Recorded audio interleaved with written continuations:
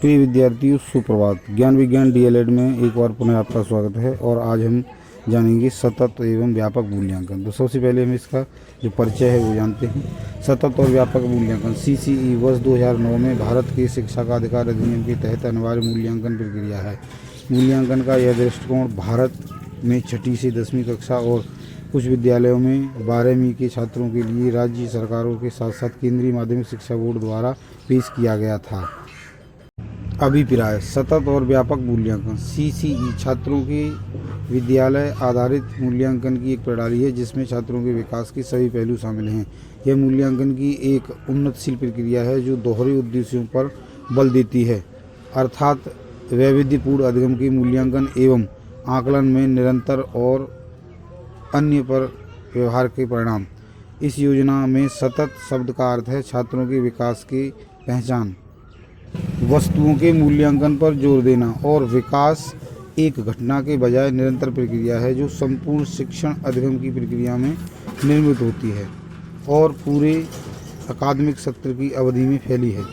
दूसरे शब्द व्यापक का अर्थ है यह योजना छात्रों की वृद्धि और विकास के शैक्षिक और सह शैक्षिक पहलुओं को शामिल करने का प्रयास करती है। तो हमने जो अभिप्राय है सतत मूल्यांकन का और व्यापक का उसका जाना है। सतत एवं व्यापक मूल्यांकन के लक्ष्य: सीसीई का मुख्य उद्देश्य बच्चे की विद्यालय में उपस्थिति के दौरान उसके हर पहलू का मूल्यांकन करना है। सीसीई का उद्देश्य बच्चे के तनाव को कम करना है, मूल्यांकन को व्यापक और नियमित बनाना है, रचनात्मक शिक्षण के लिए शिक्षक को स्थान प्रदान करता है, निदान और उपचार के साधन प्रदान करना, बृहद कौशल वाले शिक्षार्थियों का निर्माण करना। सतत एवं व्यापक मूल्यांकन के उद्देश्य: सतत और व्यापक मूल्यांकन के विविध उद्देश्य हैं। शिक्षण और अधिगम की प्रक्रिया को एक शिक्षार्थी केंद्रित गतिविधि बनाना, मूल्यांकन प्रक्रिया को शिक्षण अधिगम की प्रक्रिया का एक अभिन्न अंग बनाना, ध्यान निर्णय लेना और शिक्षार्थी के विकास, अधिगम की प्रक्रिया, अधिगम की गति और अधिगम के परिवेश के समय पर निर्णय लेना, आत्म-मूल्यांकन के लिए शिक्षार्थियों के अवसर प्रदान करना, निदान और उपचार के माध्यम से छात्र की उपलब्धि में सुधार के लिए मूल्यांकन प्रक्रिया का उपयोग करना। तो ये हमारे उद्देश्य थे। सतत और व्यापक मूल्यांकन की विशेषताएं: सीसीई का सतत पहलू मूल्यांकन के निरंतर और आवधिक पहलू का ध्यान रखता है। सीसीई का व्यापक घटक बच्चे के व्यक्तित्व के सर्वांगीण विकास के मूल्यांकन का ध्यान रखता है। इसमें विद्यार्थी के विकास के शैक्षिक के साथ साथ सह शैक्षिक पहलुओं का मूल्यांकन शामिल है। शैक्षिक पहलुओं में पाठ्यक्रम संबंधी क्षेत्र या विषय विशिष्ट क्षेत्र शामिल हैं, जबकि सह शैक्षिक पहलुओं में जीवन कौशल, सह पाठ्यक्रम संबंधी गतिविधियाँ, दृष्टिकोण और मान्यताएं शामिल हैं।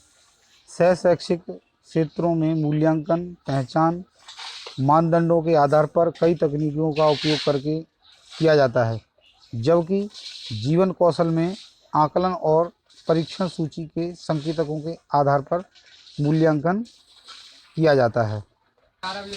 सतत और व्यापक मूल्यांकन के कार्य: सीसीई शिक्षक को प्रभावी शिक्षण की रणनीतियों को व्यवस्थित करने में सहायता करता है। सतत मूल्यांकन कमजोरियों का निदान करने में सहायता करता है और शिक्षक को कुछ व्यक्तिगत शिक्षार्थियों की जांच की अनुमति देता है। सतत मूल्यांकन के माध्यम से छात्र अपनी शक्तियों और कमजोरियों को जान सकते हैं। सीसीई दृष्टिकोण और मान्यता प्रणाली में परिवर्तन की पहचान करने में मदद करता है।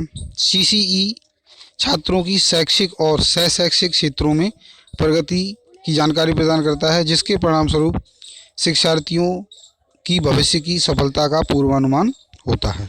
सीसीई के पहलू: सतत और व्यापक मूल्यांकन शैक्षिक और सह शैक्षिक दोनों पहलुओं पर विचार करता है। शैक्षिक मूल्यांकन शैक्षिक पहलुओं में पाठ्यक्रम संबंधी क्षेत्र या विषय विशिष्ट क्षेत्र शामिल हैं। ये क्षेत्र लेखन और वादन कौशल में सुधार के लिए मौखिक और लिखित कक्षा परीक्षण, चक्रीय परीक्षण, गतिविधियां परीक्षण और सभी विषयों के दैनिक कक्षा कार्य पर ध्यान केंद्रित करते हैं। शैक्षिक मूल्यांकन रचनात्मक और योगात्मक दोनों ही होने चाहिए। आइए अब जानते हैं रचनात्मक मूल्यांकन। नैदानिक परीक्षण सहित रचनात्मक मूल्यांकन छात्र दक्षता में सुधार के लिए शिक्षण और अधिगम की गतिविधियों को संशोधित करने में अधिगम की प्रक्रिया के दौरान शिक्षकों द्वारा की जाने वाली औपचारिक और अनौपचारिक मूल्यांकन प्रक्रिया की एक श्रृंखला है। इसमें आमतौर पर छात्र और शिक्षक दोनों के लिए गुणात्मक प्रतिक्रिया स्कोर के बजाय शामिल होती है, जो विषय वस्तु और प्रदर्शन के विवरण पर केंद्रित होती है। यह आमतौर पर योगात्मक मूल्यांकन के विपरीत होता है, जो प्रायः बाहरी उत्तरदायित्व के प्रयोजनों के लिए शैक्षिक परिणामों की निगरानी का प्रयास करता है। रचनात्मक मूल्यांकन की विशेषताएं। यह प्रभावी प्रतिक्रिया के लिए प्रावधान बनाता है। यह छात्रों की अपने अधिगम में सक्रिय भागीदारी के लिए एक मंच प्रदान करता है। यह छात्र को अपने साथी समूह और इसके विपरीत समर्थन करने में सहायता करता है।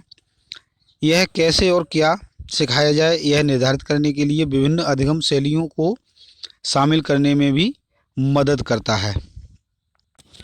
सह शैक्षिक पहलुओं में जीवन कौशल, सह पाठ्यक्रम संबंधी गतिविधियाँ, दृष्टिकोण और मान्यताएं शामिल हैं। यह छात्रों को प्रतिक्रिया मिलने के बाद अपने स्कोर में सुधार करने का अवसर प्रदान करता है। यह निदान और उपचार में सहायता करता है। आइए अब जानते हैं योगात्मक मूल्यांकन। योगात्मक मूल्यांकन या योगात्मक निरूपण प्रतिभागियों के उस मूल्यांकन को सूचित करता है जहां एक कार्यक्रम के परिणाम पर ध्यान केंद्रित किया जाता है। योगात्मक मूल्यांकन का लक्ष्य एक निर्देशक इकाई के अंत में एक मानक या बेंचमार्क से तुलना करके छात्र अधिगम का मूल्यांकन करना है। आगे जानते हैं योगात्मक मूल्यांकन की विशेषताएं। यह एक यूनिट या सेमेस्टर के अंत में किया जाता है ताकि उन्होंने क्या सीखा है या क्या नहीं सीखा इसका संपूर्ण निरूपण किया जा सके। यह रचनात्मक मूल्यांकन का विरोधाभासी है, जो प्रतियोगियों के विकास को किसी विशेष समय पर सारांशित करता है। यह छात्रों के कार्य का मूल्यांकन करने का एक पारंपरिक मार्ग है। तो इस प्रकार प्रिय विद्यार्थियों, आज हमने जो हमारा मूल्यांकन है CCE उसके बारे में जाना और इसके कुछ बिंदु जो रहते हैं उनको हम अगले वीडियो में जानेंगे। आशा करता हूँ आपने मेरे द्वारा जो जानकारी दी गई है उसको ध्यान से सुना और समझा है, और शेष जानकारी के लिए अगले वीडियो मिलते हैं। धन्यवाद।